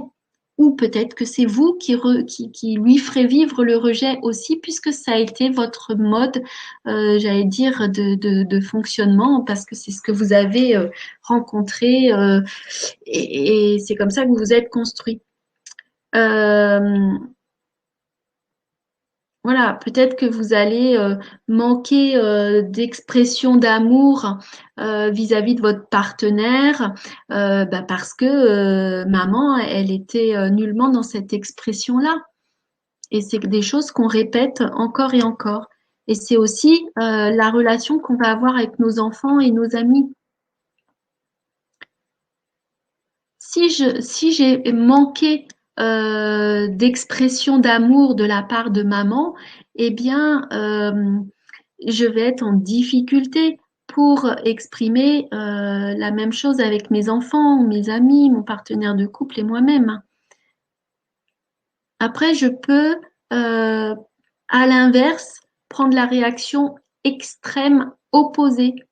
C'est-à-dire que je vais être surprotectrice vis-à-vis de mes enfants. Je vais les étouffer par mes expressions permanentes de je t'aime, de je t'aime, de je t'aime, et de vouloir tout connaître de leur vie, etc., etc. Donc il y a le côté euh, manque et extrême. Ça dépend comment on a vécu les choses. Soit le manque d'expression d'amour de maman a été douloureux, euh, mais parce que on est fidèle et que on a l'image de maman et on reproduit la même chose. Soit ça a été douloureux, mais ça nous a mis en réaction. Et on s'est dit, non, mais moi, quand je vais avoir des enfants, en tout cas, je ferai pas comme ça. OK. Alors certes, on ne fait pas comme ça, mais je peux vous dire que le résultat émotionnel, c'est la même chose. Parce que un enfant qui est en permanence bah, étouffé comme ça par une surprotection, par une surexpression, bah voilà, ça va le mettre en réaction aussi. Hein, et puis, ça va faire de la dévalorisation pour cet enfant et qui aura aussi donc des difficultés ensuite pour avoir la confiance en soi, puisque maman, c'est vraiment ce qui va permettre d'avoir confiance en moi. Ce que j'ai enregistré de maman dans mes émotions, eh bien, c'est voilà, comment j'ai confiance en moi, parce que ben, la confiance en moi, ça passe par la rassurance, voilà, d'être pleinement rassuré de qui on est. Et ben, c'est ça qui va permettre d'avoir confiance en moi. Et donc, maman, si elle a, dans ma perception, encore toujours pareil, hein, si j'ai senti qu'il y avait un manque de rassurance, eh bien, je vais avoir des difficultés de confiance en moi. Voilà, c'est aussi toutes les envies, les personnes qui ont aucune envie, là, qui sont, je vais dire, blasées, bah, c'est qu'il y a une problématique à maman. Envie, c'est vraiment ce qui nous met en plus loin vie. Les envies, c'est ce qui nous tient en vie. Quand il n'y a plus d'envie, et moi qui travaillais auprès de personnes âgées, eh bien, à partir du moment où la personne, j'allais dire décide, mais il n'y a plus rien qui l'anime, il n'y a plus d'envie, eh bien, effectivement, c'est quelqu'un qui va se laisser mourir parce que ben, il n'y a plus de en, plus loin vie. Les problématiques de mémoire, c'est aussi lié à une perception de maman. Voilà, c'est aussi en lien avec cette partie inconsciente. Quand il y a eu des événements douloureux émotionnellement, on a des fois tendance à se dire non mais ça, je veux l'effacer de ma mémoire. D'accord? Parce que ça a été très très fort émotionnellement. Eh bien, rappelez-vous que l'inconscient, étant donné qu'il est global, il n'a aucune possibilité pour effacer qu'une petite partie de la mémoire. Puisqu'on est en train de lui demander d'effacer de ma mémoire, eh ben, il efface la mémoire. Donc, il va faire aucune différence, hein, et les problématiques de mémoire peuvent arriver par un choc émotionnel important euh, pour lequel on s'est dit à un moment, qu'on le dise ou qu'on le pense, c'est la même chose pour l'inconscient. Ça, je veux l'effacer de ma mémoire.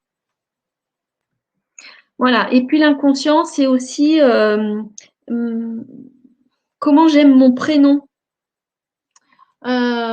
parce que mon prénom, c'est mon identité et le prénom, c'est vraiment tout ce qui va être relation à maman. Et toutes les personnes qui ont des difficultés émotionnelles avec leur prénom, eh bien, c'est important d'aller se réconcilier avec parce que ben, jamais vous pourrez, j'allais dire, être vous-même. Je sais pas, admettre, c'est être en accord avec votre identité ou en tout cas rayonner votre identité parce qu'il y aura une problématique avec les prénoms. C'est pareil sur les prénoms que l'on met où l'on met des diminutifs. C'est qu'on ampute la personne d'une partie de son identité. Toutes les personnes pour lesquelles on réduit le prénom, eh bien inconsciemment, on réduit l'identité de la personne. Et puis pour les surnoms, bah, c'est pareil, hein, il y a des surnoms qui sont très très très négatifs, qui sont rabaissants, qui sont enfin oui, qui abaissent, qui laissent petit. Voilà, quand vous avez 40 ans et que votre maman vous appelle encore mon bébé, bon ben voilà, 40 ans, voilà, le bébé il a grandi, hein. Oui, Alexandre, qu'on le dise ou qu'on le pense, c'est exactement pareil pour l'inconscient. Et c'est pour ça que c'est important, euh, j'allais dire, de faire attention à tout ce que l'on va penser, parce qu'effectivement, pour l'inconscient, c'est la même chose. D'accord? Si je pense que ma journée va mal se passer demain, si je le pense et si je le répète et si voilà, eh bien, j'ai toutes les chances que ma journée se passe mal. Et ça, on le retrouve énormément au quotidien. Je vais prendre de ce que moi je connaissais hein, au niveau du travail à l'hôpital. Euh, il y a des personnes qui, on les nomme comme étant des poisseux, comme des personnes qui attirent les problèmes. Elles sont tellement convaincues que c'est vrai qu'elles se le répètent, mais de toute façon, ma journée, ça va être pourri, là, il va encore m'arriver telle chose, telle chose, telle chose. Et effectivement, ça leur arrive. Et plus on croit et je rejoins ce que je vous disais sur la foi tout à l'heure, plus on croit que les choses sont vraies, plus c'est ce qui va nous arriver, et plus ça nous arrive, et plus ça vient alimenter notre croyance. D'accord? Je vais reprendre un autre exemple. Alors c'est de la pensée, mais ça peut être de la parole. Quand vous prenez votre voiture et que vous avez à aller quelque part, vous avez des trajets, vous êtes pressé et vous savez que vous avez des feux rouges, des feux tricolores sur la route. Eh bien, vous avez la personne qui va se dire, oh là là, mais je suis pressée, mais je suis sûre, je suis sûre, je suis sûre. Enfin, elle va se le dire, hein, que je vais me prendre tous les feux au rouge. Eh bien, qu'est-ce que vous pensez qu'il arrive? Effectivement, elle se prend tous les feux au rouge. D'accord? Eh bien, ce phénomène qui marche pour le côté négatif, et ça marche pour le côté bénéfique. C'est-à-dire que si je prends ma voiture en me disant, allez, je suis pressée, mais tout va bien se passer, il va y avoir aucune, en faisant attention de mettre aucune négation, hein, mais il va y avoir aucun bouchon, les feux, ça va bien se passer, ils vont passer, faire. Je vous assure que, constatez-le, hein, mais en étant vraiment persuadé, vous allez voir que les choses, elles changent. Et voilà, on a cette possibilité de conditionner notre manière de vivre. Voilà pour l'inconscient. Si vous avez des questions sur l'inconscient, allez-y. Et puis sinon, je passe à l'autre partie. Donc, ce qui nous reste de notre cerveau, c'est-à-dire les 5% de conscient. Donc, les 5% de conscient,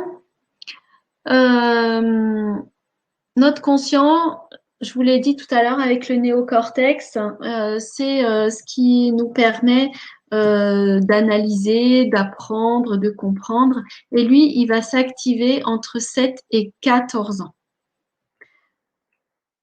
grâce à cette partie de cerveau, ce conscient que l'on est capable donc d'analyser, de rationaliser. Et ce conscient, il a aussi sa propre logique qui va être forcément différente de l'inconscient. Lui, il est spécifique. C'est grâce à notre conscient que l'on va pouvoir zoomer sur un truc très précis de ce qui nous entoure. Et j'aime prendre l'exemple de l'appareil photo. Pour l'inconscient, c'est comme si vous preniez une photo grand angle. Voilà, vous prenez un panorama, vous avez tout là. Et pour le conscient, eh ben, c'est comme si vous mettiez un objectif macro et vous allez venir prendre le petit point coloré qui se trouve sur le bord de la feuille, qui se trouve dans le champ, dans le paysage que vous avez pris en photo. Voilà, ça c'est le spécifique, le focus, c'est le conscient.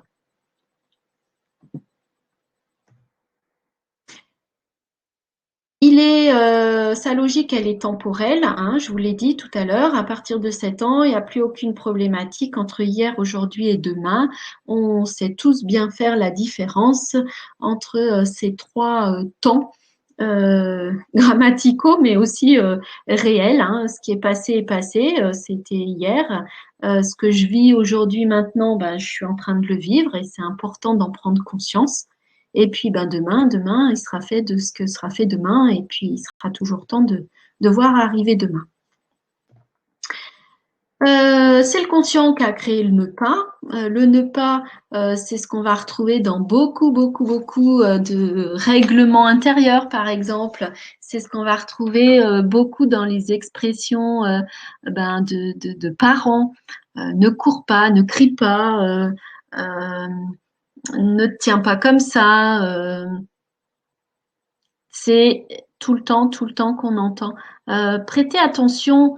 Alors, peut-être que c'est plus facile de prêter attention au discours des autres, mais prêtez de l'attention aussi à votre discours à vous et repérez à chaque fois que vous dites un ne pas dans votre phrase. Et l'idéal, c'est de pouvoir vous rectifier et vous verrez que, eh bien, il y a quelquefois, on est en difficulté pour trouver une autre manière de dire tellement on a été habitué à dire ce qu'on voulait pas, par exemple, plutôt que de dire ce qu'on veut, à dire ce qu'on ressent pas plutôt que de dire ce qu'on ressent. D'accord. Donc, c'est important, vraiment, retenez ça et pour vous-même, pour votre entourage, faites cet effort au début et puis après, ça devient un automatisme de supprimer les ne pas. C'est la période aussi où on va acquérir les chiffres, les mots MOTS. Eh bien, à chaque fois qu'on va les retenir, hein, qu'on va éviter de dire nos mots MOTS, euh, ou au contraire qu'on va avoir des mots MOTS négatifs avec des expressions du style j'en ai plein le dos, ça me gonfle, ça me saoule, ça me gave, ça me casse. Voilà, après le reste c'est grossier. Mais ces mots MOTS, eh bien, c'est ce qui va créer nos mots MAUX. Et dans l'expression j'en ai plein le dos, eh bien oui, ben, on va finir par avoir mal au dos. D'accord? C'est ça me gave. Ben, les personnes qui disent ça me gave, c'est des personnes qui vont plutôt avoir tendance à ne plus manger quand il y a une problématique parce qu'elles sont gavées. D'accord? Ça me gonfle, au contraire, ça va être des personnes qui vont tendance à prendre du poids parce que l'expression, à force de l'entendre, de la réentendre, eh bien, notre inconscient, il répond à notre besoin. Il considère que c'est un besoin ce qu'il entend. D'accord? Qu'ils l'entendent ou que ce soit des paroles dites ou des paroles pensées, c'est la même chose. Et notre inconscient, il est là pour répondre à nos besoins. Donc, lui, il fait pas de différence entre le bien et le mal, hein. Il est là, il répond aux besoins. Donc, attention à ce que l'on dit, à ce que l'on pense, parce que, ben, au bout d'un moment, l'inconscient, il nous apporte hein, ce dont on veut. Et pour l'inconscient, qu'il nous apporte un rhume ou qu'il apporte un cancer, c'est pareil. d'accord? Il n'y a aucune différence entre euh, la vie, la mort. Pour l'inconscient, c'est la même chose. D'ailleurs, on pourrait passer un webinaire à dire c'est quoi la vie, c'est quoi la mort. Bon, ça, c'est un autre sujet. 7-14, c'est la période aussi de l'écriture.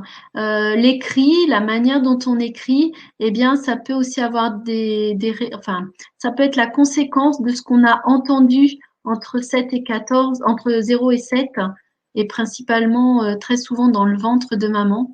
C'est l'écrit en, en deux mots. LES, plus loin, cri, CRIS. C'est les cris qu'on a pu entendre, donc les cris qu'on fait du bruit, mais c'est les cris silencieux de maman, maman enceinte qui est juste en colère parce qu'elle a envie de crier, que voilà, il y a quelque chose qui l'a agacée, ces cris ou des cris de détresse aussi, hein, qu'elle n'ose pas exprimer. Voilà, eh bien, ces cris peuvent engendrer pour l'enfant plus tard une problématique d'écriture. Euh, Si l'inconscient c'était nos perceptions à maman, eh bien le conscient c'est notre perception à papa. Donc entre 7 et 14 ans, qu'est-ce que j'ai perçu de papa inconsciemment? Parce que papa c'est lui qui doit apporter le cadre et apporter le soutien. Donc ça, c'est important. Maman, c'est la rassurance. Papa, c'est le soutien. Et papa, c'est aussi qu'est-ce que je vais avoir perçu à travers les actions, le faire de papa. Eh bien, ça va conditionner aussi mes propres actions, mon propre faire dans le sens je fais ou je ne fais pas les choses, mais voilà, mes actions. Et ça peut même avoir des conséquences physiologiques sur le fer et donc avoir un manque de fer ou un excès de fer. Donc voilà, l'anémie pour le manque ou le trop de fer pour ce qui est. Si j'ai constaté que mon papa il était tout le temps en train de faire, voilà, il n'y avait jamais c'était interdit de se poser, de se reposer, de prendre du bon temps parce que fallait toujours être dans l'action. Eh bien, soit je vais être fidèle à lui et je vais reproduire, pareil, la même chose, parce que c'est ce que j'ai connu, soit je vais être en réaction, et là, eh ben, je peux aller dans la procrastination, c'est-à-dire que je reporte toujours à demain ce que j'ai à faire et je rentre jamais dans l'action, ou très rarement. Tout ça, ça va être une perception à papa. Papa, c'est aussi ce qui va nous permettre de repérer, d'avoir des repères dans notre vie, des limites. Euh, repères, hein, c'est père à nouveau. Eh bien, c'est ça. Les personnes qui ont des difficultés pour les dates, eh bien, c'est une difficulté par rapport à papa. Euh, ou des difficultés en histoire pour retenir des dates, les dates de naissance, des choses comme ça. C'est toujours une problématique inconsciente que l'on a enregistrée vis-à-vis de papa. Papa, ça va aussi conditionner notre scolarité. Voilà, comment notre scolarité s'est passée agréablement ou en conflit, c'est en lien avec la relation qu'on a eue avec papa. D'un point de vue inconscient, j'insiste toujours. C'est aussi par rapport à notre professionnel, dans notre travail au quotidien. Est-ce que l'on va s'investir dans son travail? Est-ce qu'on va rechercher la reconnaissance de papa à travers notre travail? Est-ce qu'on va avoir besoin de prouver que l'on est capable toujours par notre travail? C'est vraiment tout ce qui va toucher du professionnel, c'est papa. Et puis, ça va aussi avoir des conséquences sur notre capacité d'engagement, de s'engager dans les choses, de tenir un engagement. Voilà, est-ce que papa tenait ses engagements? Est-ce que moi, je suis capable aussi de tenir mes engagements? Je vais les tenir si j'ai eu un papa qui m'a montré l'exemple, on va dire, Et à l'inverse, si papa, il pouvait dire tout et n'importe quoi, qu'il se rappelait jamais de ce qu'il avait promis, eh bien, voilà, je vais être dans ces mêmes reproductions. On a aussi toutes les problématiques liées à l'autorité, la hiérarchie. Si vous supportez pas votre chef, si vous avez une problématique avec les chefs, d'une manière générale, euh, on met même l'administration, hein, parce que l'administration, ça a quand même une connotation État, chef.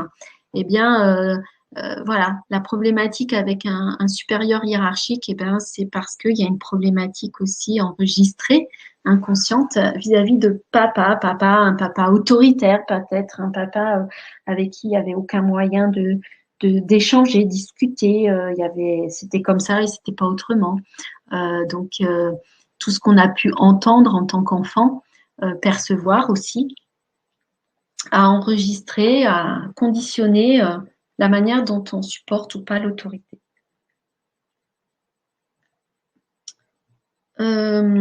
Papa, c'est ce qui va nous permettre d'identifier notre confiance en nos capacités.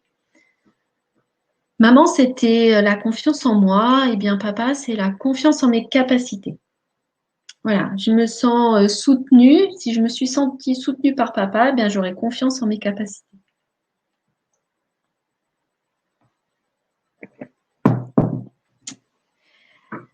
Papa, ma perception à papa, c'est aussi ce qui va me permettre de mener à bien des projets, des objectifs. Hein, maman, c'était les envies. Eh bien, quand on a une envie et qu'on a envie de la concrétiser, ben, on passe par du projet, on passe par de l'objectif. Et ben, effectivement, si on a une problématique d'engagement, si on souffre, enfin on souffre, si on est atteint de procrastination, ben, on va avoir quelques difficultés à mener à bien nos projets. Donc ça, c'est aussi par rapport à papa. Et puis, il y a la concentration. Les problématiques de concentration, c'est aussi ce qu'on a enregistré de papa. Et papa, c'est aussi, pardon, le jugement et notre nom de famille. Historiquement, même si les choses changent, ont changé, le nom de famille était donné par le nom du père. Et donc, ben voilà, ça conditionnait notre existence d'un point de vue social, reconnaissance de la société, des autres, etc. Donc, ces problématiques à papa, eh bien, c'est tout ce qu'on a enregistré entre 7 et 14 ans. Alors, Alexandre, désolée, je le constate à l'instant. Pouvez-vous répéter au sujet de la procrastination? Oui, la procrastination, c'est l'art de reporter à demain ce que j'ai à faire aujourd'hui. D'accord? Et tous les jours, eh ben, j'ai tendance, oui, ben, je verrai ça demain. Oui, ben, je ferai ça demain. Et puis, je ferai ça demain. D'accord? Donc, ça, c'est une difficulté de rentrer dans l'action, dans le faire. F-A-I-R-E. Eh bien, on a tendance à être dans la procrastination pour deux raisons. Soit on a eu l'exemple d'un papa, en tout cas dans ma perception, j'ai enregistré que papa, moi, je l'ai vu ou j'ai constaté qu'il reportait toujours les choses à demain parce que entre 7 et 14 ans, par exemple, je lui demandais qu'il me fasse telle chose, je lui demandais et c'était toujours, bah oui, mais on verra ça demain ou on verra ça ce week-end. Et puis le week-end, il passait et puis on n'avait rien vu. D'accord? Soit je suis dans cet exemple-là et donc je reproduis ce que j'ai connu de mon papa. Ou alors, à l'inverse, c'est toujours les extrêmes. Soit papa, il était dans le trop de faire, le trop d'action, il était tout le temps en train de faire. D'accord? Dès qu'il te voit, il voit l'enfant assis en train de lire, en train je sais pas, de jouer, de faire autre chose, eh bien, allez, non, mais viens dehors, viens m'aider, viens faire ça, fais ci, fais ça, d'accord? Eh bien, l'enfant a pu être en réaction par rapport à ça parce que papa, il l'obligeait il était autoritaire et il obligeait qu'on fasse, eh bien, on se met dans une réaction extrême qui est ben, je ne fais plus rien. D'accord? C'est en réaction. J'ai cette possibilité pour la procrastination que ça vienne soit d'un modèle reçu, soit d'un contre-modèle, d'une extrême inverse. Voilà pour la procrastination. Alexandre, tu me dis juste si c'est OK. Voilà pour cette partie consciente.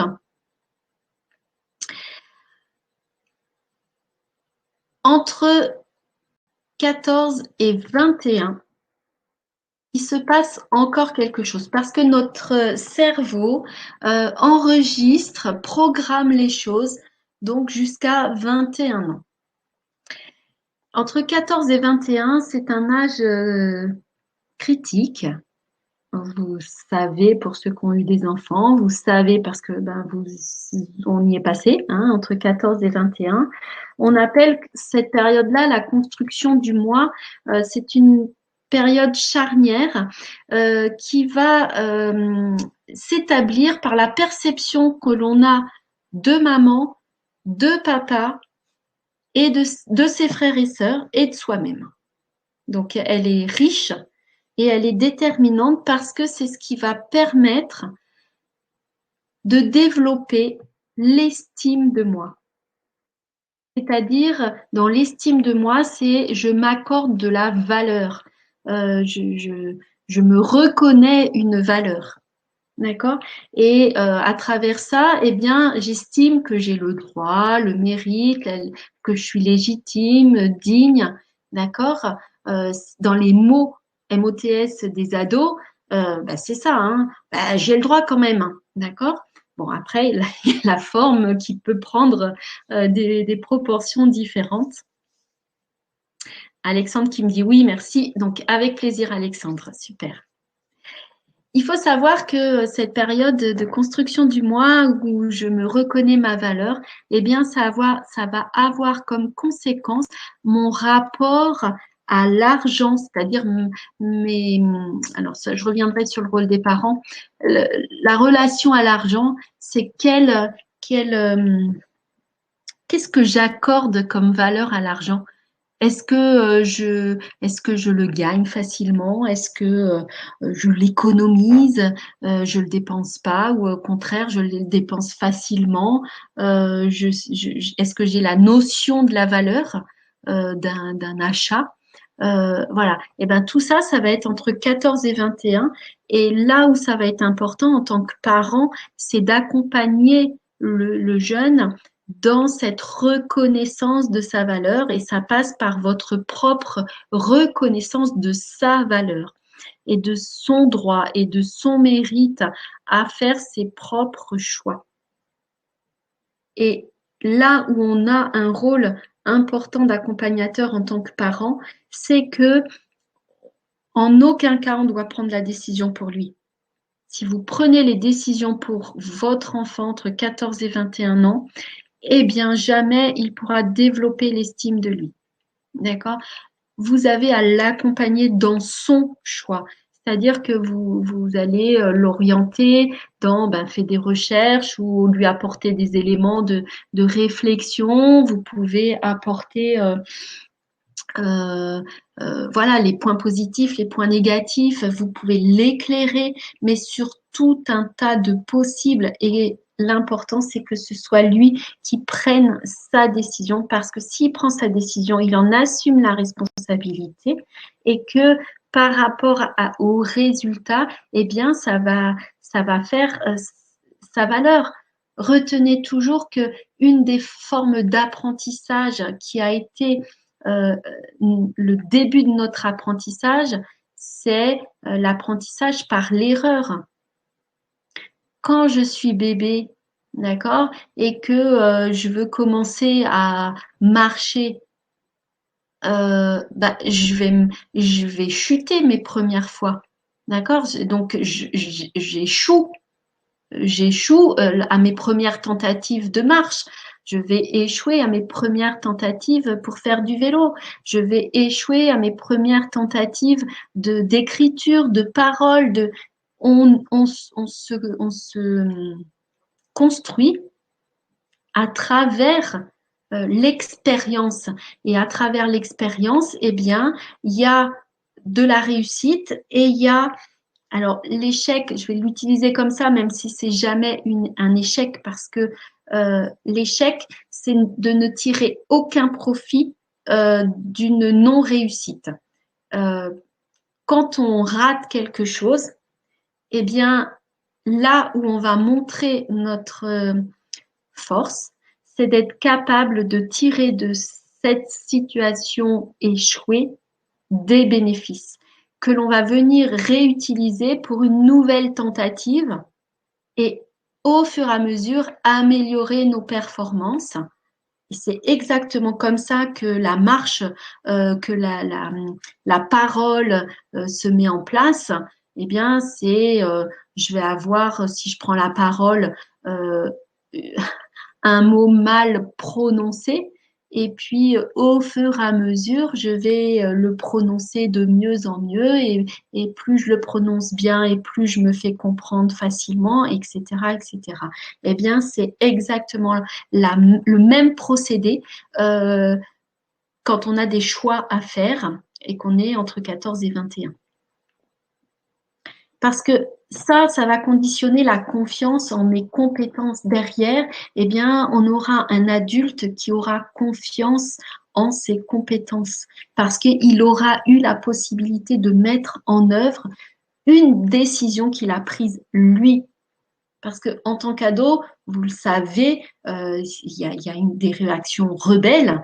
Hein, et si vous prenez la décision à la place de l'ado, eh bien, votre ado, il viendra si ça se passe mal, vous reprocher les choses.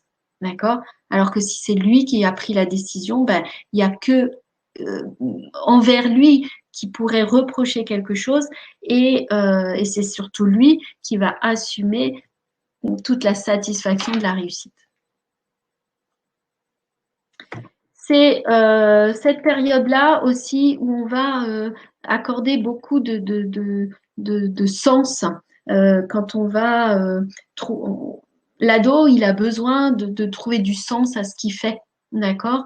Le jugement, c'est le jugement par rapport à ses compétences. Si il a entendu de la part de ses parents que on lui reconnaissait ses compétences, on lui reconnaissait son droit à choisir, si on lui reconnaissait sa valeur, si on avait des mots encourageants, valorisants, de félicitations, tout ce discours positif, alors l'enfant va pouvoir, le jeune, il va pouvoir développer sa valeur et trouver du sens dans ce qu'il fait. Et puis, cette période-là, bah, je vous l'ai dit, hein, c'est l'association de maman, papa, la fratrie et moi, mais maman, papa, le prénom et le nom, eh bien, ça fait la personnalité. Quel genre de personnalité voilà, on a à l'issue de nos 21 ans? Est-ce qu'on va être voilà, en difficulté dans cette estime et est-ce qu'on va être en difficulté pour faire des choix tout le temps? Est-ce qu'on a besoin d'avoir l'avis de l'autre pour faire un choix? D'accord? Ben, c'est parce que si on a besoin de l'avis de l'autre, c'est qu'en aucun cas on se fait confiance et donc on a un manque de confiance en soi. Et ben, si on a un manque de confiance en soi, on aura forcément un manque d'estime de moi. Et si on a un manque de confiance en mes capacités, eh ben, derrière, on va avoir des difficultés à avoir de la confiance en mes compétences puisque tout ça est lié. Est-ce que c'est clair pour vous qui m'écoutez en direct parce que vous pouvez réagir? Pour vous qui m'écouterez, qui m'écoutez en replay, eh bien, je vais vous laisser mes coordonnées à la fin de la présentation et vous pourrez me poser vos questions soit par mail, soit en prenant un rendez-vous téléphonique. C'est avec plaisir que je vous réponds. Donc, je vous laisse quelques temps pour poser vos questions. Juste compléter que entre 0 et 21 ans, donc sur toute cette période-là, eh bien, la perception que je vais avoir de ma fratrie, alors au sens large, c'est-à-dire de toute ma famille, que ce soit les cousins, les cousines, les oncles, les tantes, les grands-parents, les familles recomposées, donc avec les demi-frères, demi-sœurs, etc., etc., eh bien, c'est ce qui va faire que je vais m'accorder ma place au sein de la société vis-à-vis des autres. Et les autres, c'est mes collègues, c'est mes connaissances. Ça peut être au sein d'une association, ça peut être dans la société, etc., etc., les autres en général. Voilà comment s'active notre cerveau entre 0 et 21 ans. Et qu'est-ce qui se passe après? Eh bien, notre cerveau, il ne fait que répéter les choses encore et encore et encore. Et derrière, eh bien, tout ce qu'on a perçu émotionnellement à travers nos 5 sens. Donc, je vous fais apparaître le mot VACOG, qui est le V de vue, le A d'audition, le K de kinesthésique pour tout ce qui est touché, le O de olfactif pour tout ce que l'on sent et le G de gustatif, et c'est tout ce qui est le plaisir. Voilà, le plaisir du goût. Voilà. Eh bien, tout ce qu'on a perçu, eh bien, c'est ce qu'on va avoir à digérer la nuit. Je vous ai dit quand le cerveau, enfin quand on dort et que notre cerveau digère, parce que notre cerveau, lui, il est jamais au repos, il est toujours en activité. Eh bien, il va y avoir, pour que le rail s'active, digestion, et les informations vont passer à travers ce câble qui va faire que les informations sont digérées. Et ce qui se passe, c'est que quand les informations sont trop, quand c'est du trop fort, là, ce choc émotionnel, eh bien, c'est impossible que ça passe dans ce câble parce que c'est insuffisamment gros. Et les émotions, elles vont venir se mettre dans un sac, d'accord? Et on retrouve l'expression vider son sac. Ben là, c'est quand on en a trop, c'est trop plein. Et à un moment, faut que ça explose, faut que ça se vide. Et c'est d'où l'expression vider son sac. Voilà. Notre cerveau, c'est une super, super machine qui a un fonctionnement très réglé. Ben, il faut le connaître, d'accord? Mais ce cerveau, il a une puissance euh, inestimable, en tout cas qui, pour l'instant, n'a jamais été mesurée à sa juste valeur. Et je ne sais pas si un jour, voilà, ça sera possible, mais notre inconscient est super, super puissant. Ça, je vais passer très vite. Vous allez juste regarder, défiler et trouver votre âge et repérer si vous êtes plutôt dans le cycle maman, c'est-à-dire dans quelque chose qui va se répéter, 0,7, plutôt papa 7,14 ou plutôt estime 14,21. Et après 21, eh ben, les choses, elles se répètent. Voilà, 21-28, on revient dans un cycle maman, 28-35 dans un cycle papa, etc., etc. Et donc, en fonction du cycle dans lequel vous vous trouvez, eh bien, vous allez revivre émotionnellement ce que vous avez enregistré dans cette période-là, entre 0 et 21 ans. Voilà, c'est aussi simple que ça. C'est ce qui fait que il y a des choses qu'on trouve qui se répètent encore et encore. C'est juste parce que notre inconscient ne sait faire que répéter ce qu'il a programmé. Par chance, notre cerveau a la faculté de déprogrammer et de reprogrammer. Et c'est ce qui va être utilisé à travers des techniques thérapeutiques qui vont permettre d'effacer le programme erroné. Quand je vous parlais du cerveau reptilien qui s'est fait leurrer, c'est exactement ça. Et comment on peut changer ce programme? Eh bien, à travers, en tout cas pour moi, le détachement de traumatisme, parce que c'est une des techniques qui permet d'aller jusqu'au cerveau reptilien. Et puis, vous avez l'hypnose ericksonienne humaniste. Vous avez différentes techniques qui sont quand même assez peu nombreuses et qui vous assurent le fait de déprogrammer définitivement les choses au niveau de votre cerveau et d'être définitivement débarrassé de cette problématique que vous aviez. Une séance de DT, pour faire très très court, elle se répartit en deux phases. Une période où on est ensemble et on échange dans du verbal. Voilà. Et puis ensuite, une autre partie où on va aller reproduire par des stimuli ce que le cerveau est censé faire la nuit en digérant toutes les informations et donc permettre à ce que ce sac où les émotions négatives se sont rangées parce que trop grosses, eh bien, on va les faire se faire évacuer et l'inconscient va aller faire tout seul le travail de reprogrammer les choses. Enfin, de déprogrammer d'abord et ensuite il va reprogrammer.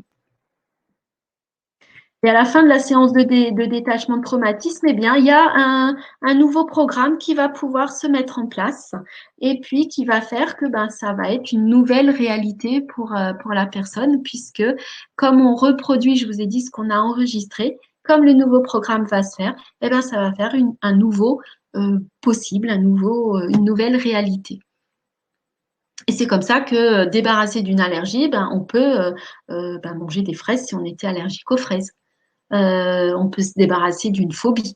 On peut se débarrasser, bien sûr, d'une addiction, enfin de tout. Il y a tellement de choses qu'on peut régler et qui vont faire que ça va éviter d'aller dans de la maladie, puisque une émotion non digérée, répétée encore, se transforme en maladie.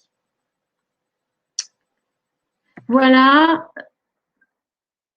vous avez pu poser vos questions au fur et à mesure. Si des fois vous en avez, autorisez-vous. Il nous reste à peine, même pas 10 minutes de connexion possible. En sachant que, je vous l'ai dit, vous avez en fin de diapo, là, vous allez avoir mes coordonnées où vous pouvez soit prendre un rendez-vous téléphonique parce que c'est voilà, on a un temps d'accordé et puis vous êtes sûr que je sois disponible puisque les créneaux que je mets correspondent à mes disponibilités. Ou vous avez la possibilité aussi de m'envoyer un mail. Vous avez tous mes coordonnées qui sont notées sur cette diapositive. Voilà, pour ceux qui sont en direct, je vais pouvoir vous mettre aussi un lien sur lequel vous pouvez cliquer dès maintenant. Voilà, et vous avez cette offre qui s'offre à vous, j'allais dire ça comme ça. Il suffit de cliquer et vous prenez un rendez-vous téléphonique. Et puis sinon, je vous mets aussi l'autre possible qui est la réalisation du test inconscient. C'est très, très, très ludique. Vous avez vraiment quelques questions pour lesquelles vous avez à répondre très spontanément et très simplement. Et après, je vous en fais l'interprétation gratuite, c'est-à-dire que je vous dis ce que votre inconscient a perçu, enregistré et qui fait que je vous décris dans votre personnalité. Ça n'a rien à voir avec du médium ou de la voyance. C'est juste que j'ai acquis cette connaissance. C'est comme si je parlais la langue étrangère de l'inconscient. Je peux vous donner les informations et vous me dire, oui, c'est ça, effectivement, ou autre. Voilà pour ce soir. Avez-vous des questions, des remarques? Je crois que j'ai une dernière diapo derrière qui est voilà, avec mon numéro de téléphone. Pour les personnes qui m'écoutent en replay, vous avez le test inconscient. Donc, c'est le lien qui se trouve en haut. Il vous suffit de le recopier dans votre barre. Je sais plus comment ça s'appelle, barre de tâches, je crois. Enfin bref, pour rechercher ce lien, ce site. Pardon. Alors, je fais une marche arrière. Qui va pas vouloir fonctionner. Je vous remets. Voilà, j'ai été trop vite, désolée. Mon numéro de téléphone où vous pouvez me joindre. Alors, test inconscient par mail. c'est-à-dire le lien par mail. Il est remis dans le mail que vous allez recevoir demain avec le replay. Il y a le lien inconscient aussi de mémoire. Sinon, vous retrouvez ce test inconscient soit sur ma page Facebook, soit sur mon blog dont je vous ai mis les coordonnées en bas de cette diapo. D'accord. Et puis, j'irai vérifier, mais je crois que je vous l'ai mis dans le test, dans le mail qui vous sera envoyé demain matin avec le replay. Voilà. Eh bien, écoutez, est-ce que vous avez des questions, des remarques? En tout cas, moi, j'ai pris encore ce soir beaucoup de plaisir à vous transmettre, en sachant que ben, c'est habituellement une conférence que je fais en présentiel. C'est toujours bien sûr plus agréable de pouvoir échanger en direct et de vous voir, de vous entendre. Voilà, là je suis privée d'activation de ce sens, donc je mets en route les autres sens puisque je vais vous faire ce cadeau de vous dire que eh bien on a bien plus que 5 sens. Mais ça, pour le découvrir, il faut venir en stage. Je vous transmettrai voilà, tous les sens que l'on a et tous les sens surtout que l'on peut développer. Alors, Michel Bastien Vanière me dit merci, avec plaisir, vraiment.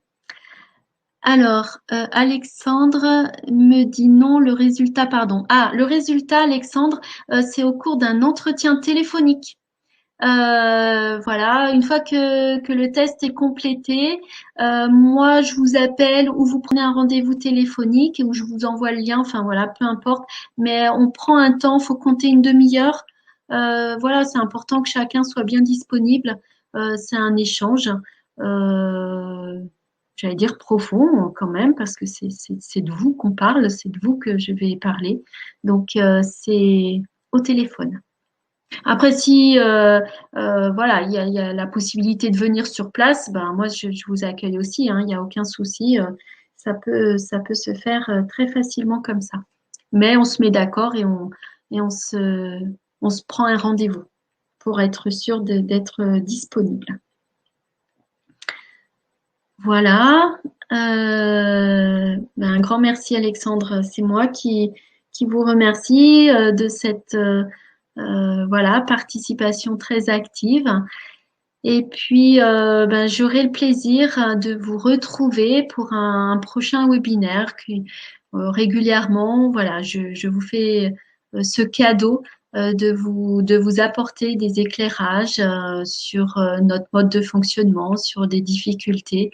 Et puis aussi, autorisez-vous à aller voir le blog, hein, tout ce que je peux proposer, soit en termes de thérapie, soit en termes de formation, parce que euh, peut-être que le prochain webinaire sera sur l'ère du Verseau, parce que les énergies actuelles, tout ce qui s'impose à nous aujourd'hui fait que on va se retrouver dans une urgence à réagir. Alors Carmela, merci pour cette présentation très riche en termes de contenu et exemples. À bientôt. Merci beaucoup Carmela, avec plaisir. Sophie, merci. Merci aussi. Vraiment un grand plaisir. Voilà, il me reste 1 minute. Eh bien, pour vous souhaiter, vous remercier, vous souhaiter une excellente et belle nuit. Voilà. Régénératrice avec d'excellents et beaux rêves et une très belle intégration de tout ce que je vous ai apporté en connaissance ce soir. Belle nuit à chacune et à chacun. Et à très bientôt.